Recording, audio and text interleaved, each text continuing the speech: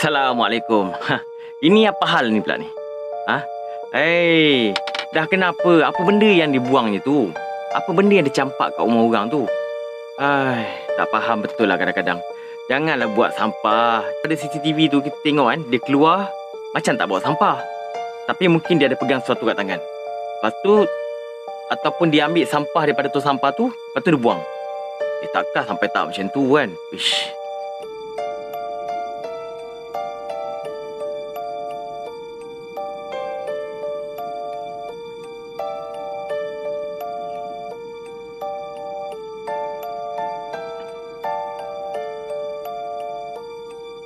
Kalau ia tak puas hati pun, pergilah cerita depan-depan. Janganlah buang sampah depan orang.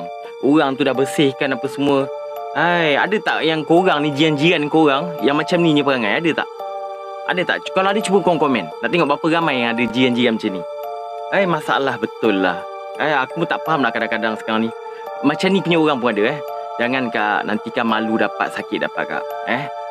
Akak kalau baling benda tu, kalau kang jadi kalau orang tuduh baling yang bukan-bukan kang, akak pula nanti kan marah kan. Jadi tak payah baling-baling. Tak payah nak baling-baling sama orang. Aduh, kelakar betul akak ni. Dah. Di bulan puasa ni tak elok buat macam tu ya. Janganlah baling-baling rumah orang, sampah pun tak payah. Penat je dia nak sapu, tahu tak. Baling je kat rumah sendiri, senang. Macam-macam hal.